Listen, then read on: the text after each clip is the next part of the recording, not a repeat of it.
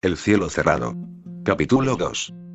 Vendrá el enemigo como río, mas el Espíritu de Jehová levantará bandera contra él. Isaías 59:19, ¿qué significa que el peligro vendrá como río? La figura aquí usada es gráfica y expresiva, es la de una inundación anormal que produce la anegación de la tierra, la puesta en peligro de la propiedad y la vida misma. Una inundación que amenaza llevárselo todo consigo. Esta es una figura apta para describir la experiencia moral del mundo en general, y de secciones especialmente favorecidas en particular, en diferentes períodos de la historia. Repetidas veces la inundación del mal se ha desbordado alcanzando dimensiones tan alarmantes que ha parecido como si Satanás fuera a tener éxito en sus esfuerzos por derrumbar toda cosa santa que encontrara a su paso. Cuando ha parecido que la causa divina en la tierra estaba en peligro inmediato de ser arrastrada completamente por la inundación de idolatría, impiedad e iniquidad. Vendrá el enemigo como río. Solo tenemos que mirar el contexto para descubrir lo que quiere decir tal lenguaje. Esperamos luz, y he aquí tinieblas. Resplandores, y andamos en oscuridad. Palpamos la pared como ciegos, y andamos a tiento como sin ojos. Porque nuestras rebeliones se han multiplicado delante de ti, y nuestros pecados han atestiguado contra nosotros. El prevaricar y mentir contra Jehová, y tornar de en pos de nuestro Dios. El hablar calumnia y rebelión, concebir y proferir de corazón palabras de mentira. Y el derecho se retiró, y la justicia se puso lejos. Porque la verdad tropezó en la plaza, y la equidad no pudo venir. Y la verdad fue detenida. Y el que se apartó del mal, fue puesto en presa. Isaías 59:9-45. No obstante, cuando el diablo ha inundado de errores mentirosos, y el desorden ha llegado a predominar, el Espíritu de Dios interviene y desbarata los propósitos de Satanás. Los versículos solemnes que hemos leído más arriba describen fielmente las terribles condiciones que privaban en Israel bajo el reinado de Acab y su cónyuge pagana Jezabel. A causa de sus múltiples transgresiones, Dios había entregado el pueblo a la ceguera y las tinieblas, y un espíritu de falsedad y locura poseía sus corazones. Por lo tanto, la verdad había tropezado en la plaza, pisoteada cruelmente por las masas. La idolatría se había convertido en la religión del Estado. La adoración a Baal estaba a la orden del día, la impiedad se había desenfrenado por todas partes. Ciertamente, el enemigo había venido como río, y parecía que no quedaba barrera alguna que pudiera oponerse a sus efectos devastadores.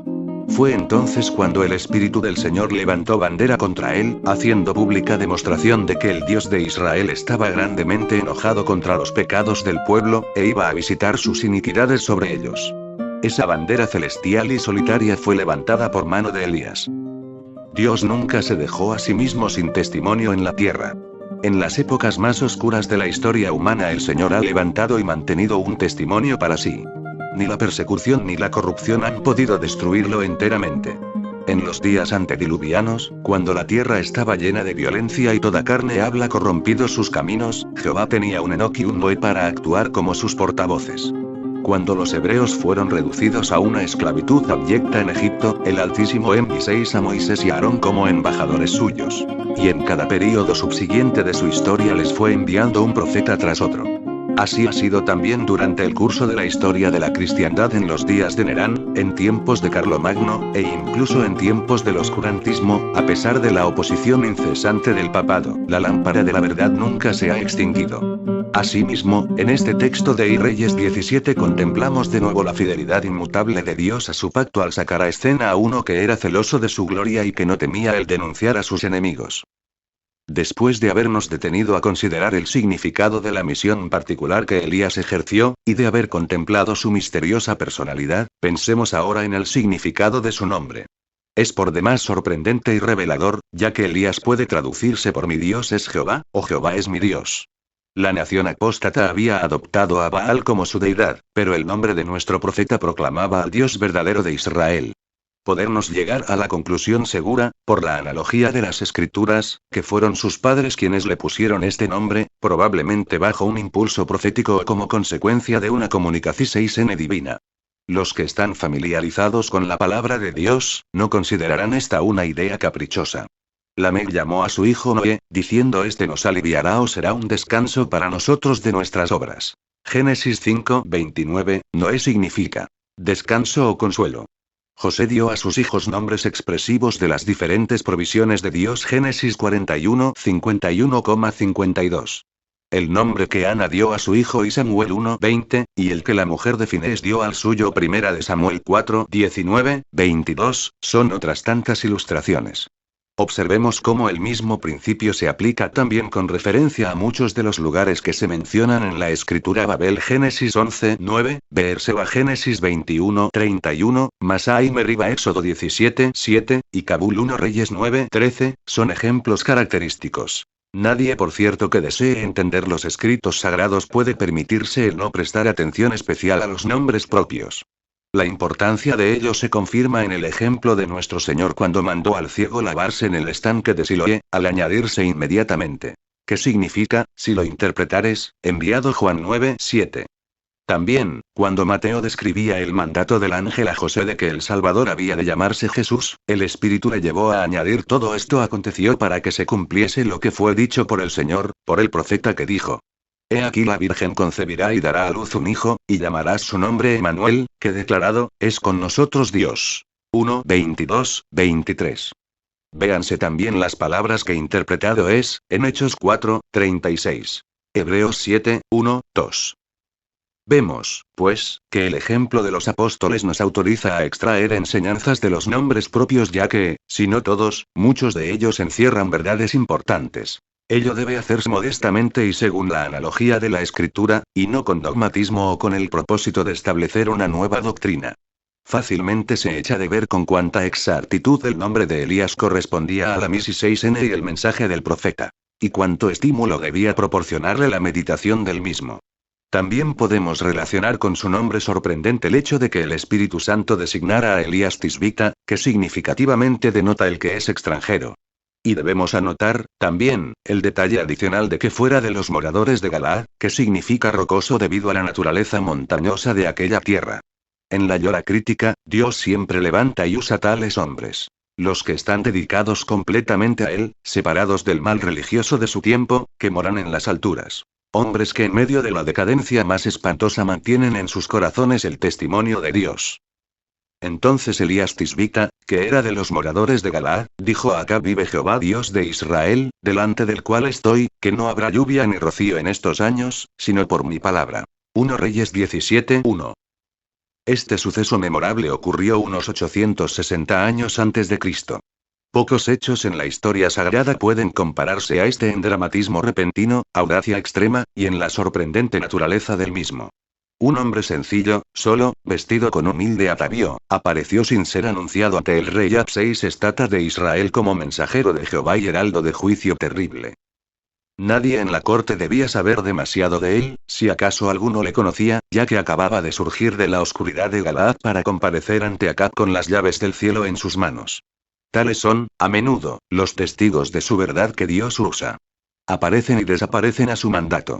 Y no proceden de las filas de los influyentes o los instruidos. No son producto del sistema de este mundo, ni pone este laurel en sus cabezas. Vive Jehová Dios de Israel, delante del cual estoy, que no habrá lluvia ni rocío en estos años, sino por mi palabra. La frase vive Jehová Dios de Israel, encierra mucho más de lo que pueda parecer a primera vista. Nótese que no es simplemente vive Jehová Dios, sino Jehová Dios de Israel, que ha de diferenciarse del término más amplio Jehová de los ejércitos. Hay ahí, por lo menos, tres significados. Primero, Jehová Dios de Israel hace énfasis especial en su relación particular con la nación favorecida. Jehová era su rey, su gobernante, aquel al cual habían de dar cuentas, con el que tenían un pacto solemne.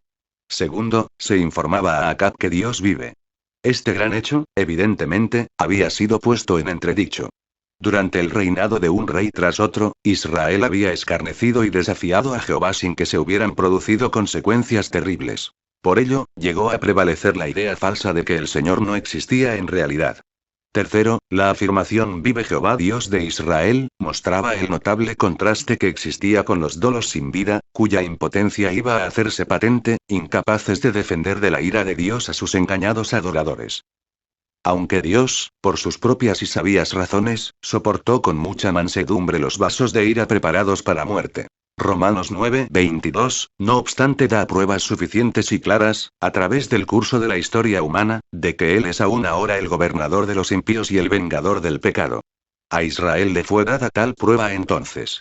A pesar de la paz y la prosperidad de que había disfrutado el reino por largo tiempo, el Señor estaba airado en gran manera por la forma grosera en que había sido insultado públicamente, y había llegado la hora de que Dios castigara severamente a su pueblo descarriado. En consecuencia, envió a Elías a anunciar a Acab la naturaleza y duración del azote.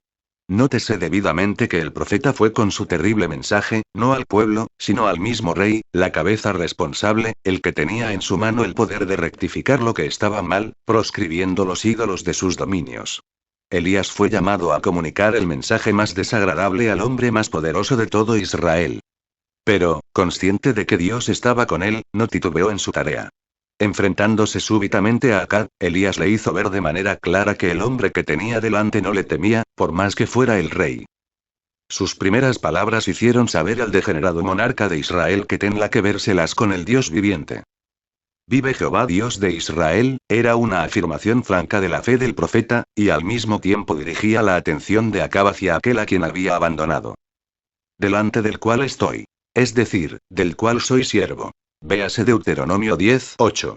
Lucas 1:19, en cuyo nombre vengo a ti, en cuya veracidad y poder incuestionable confío, de cuya presencia inefable soy consciente, y al cual he orado y me ha respondido. No habrá lluvia ni rocío en estos años, sino por mi palabra. Qué perspectiva más aterradora. De la expresión lluvia temprana y tardía inferimos que, normalmente, Palestina experimentaba una estación seca de varios meses de duración. Pero, aunque no cala lluvia, de noche descendía abundante rocío que refrescaba grandemente la vegetación. Pero que no cayera rocío ni lluvia, y por un período de años, era en verdad un juicio terrible. Esa tierra tan fértil y rica que mereció ser designada como tierra que fluye leche y miel, se convertirla rápidamente en aridez y sequedad, acarreando hambre, pestilencia y muerte. Y cuando Dios retiene la lluvia, nadie puede crearla. Hay entre las vanidades falsos dioses. De las gentes quien haga llover. Jeremías 14:22, ¿cómo revela esto la completa impotencia de los ídolos, y la locura de los que les rinden homenaje? La severa prueba con la que Elías se enfrentaba al comparecer ante Acab y pronunciar tal mensaje requería una fuerza moral poco común. Esta verdad se hace más evidente si prestamos atención a un detalle que parece haber escapado a los comentaristas y que solo es evidente por medio de la comparación cuidadosa de las diversas partes de las Escrituras. Elías dijo al rey: no habrá lluvia ni rocío en estos años, mientras que en Reyes 18:1, la secuela de ello es que pasados muchos días, fue palabra de Jehová a Elías en el tercer a diciendo: ve, muéstrate a Acab, y yo daré lluvia sobre la haz de la tierra. Por otra parte, Cristo declaró que muchas viudas había en Israel en los días de Elías, cuando el cielo fue cerrado por 3 años y 6 meses, que hubo una grande hambre en toda la tierra. Lucas 4:25, ¿cómo podemos dar cuenta de esos 6 meses?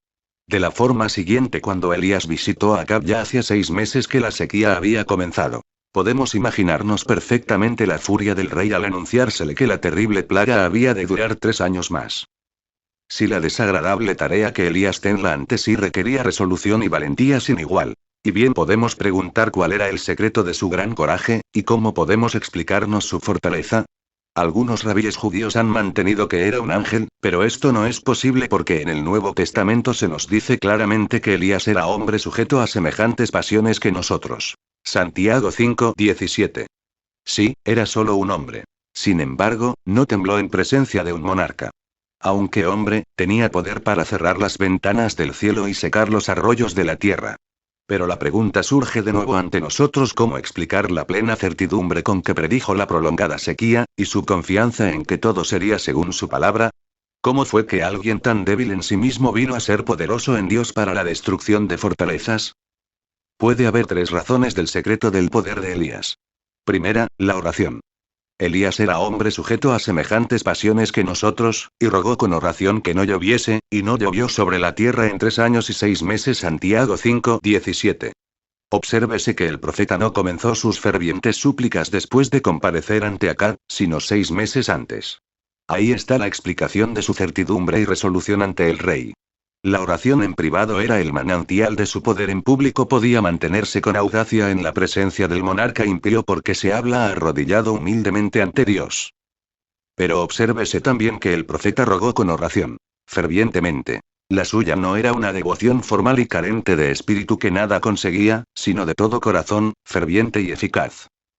Segunda, su conocimiento de Dios. Ello se adivina claramente en sus palabras: a Acab vive Jehová Dios de Israel. Para él, Jehová era una realidad viva. El abierto reconocimiento de Dios habla desaparecido en todas partes. Por lo que se refiere a las apariencias externas, no habla un alma en Israel que creyese en su existencia. Pero ni la opinión pública ni la práctica general podían influir en el ánimo de Elías. No podía ser de otro modo, cuando en su propio pecho tenía la experiencia que le permitía decir con Job: yo sé que mi Redentor vive. La infidelidad y el ateísmo de los demás no pueden hacer vacilar la fe del que ha comprendido por sí mismo a Dios. Ello explica el valor de Elías, como en una ocasión posterior explicó la fidelidad insobornable de Daniel y sus 3 compañeros hebreos. El que conoce de verdad a Dios se esforzará, Daniel 11:32, y no temerá al hombre. Tercera, su conocimiento de la presencia divina. Vive Jehová Dios de Israel, delante del cual estoy. Elías no solo estaba seguro de la realidad de la existencia de Jehová, sino que también era consciente de estar en su presencia. El profeta sabía que, aunque aparecía ante la persona de Acab, estaba en la presencia de uno infinitamente mayor que todos los monarcas de la tierra. Aquel delante del cual aún los más ilustres ángeles se inclinan en adoración. 6n. El mismo Gabriel no podía hacer una confesión más grande. Lucas 1:19, lector. Tal certeza bendita nos eleva por encima de todo temor. Si el Todopoderoso estaba con él, ¿cómo podía el profeta temer ante un gusano de la tierra? Vive el Señor Dios de Israel, delante del cual estoy, revela claramente el fundamento sobre el que su alma reposaba mientras llevaba a cabo su desagradable tarea. Amén.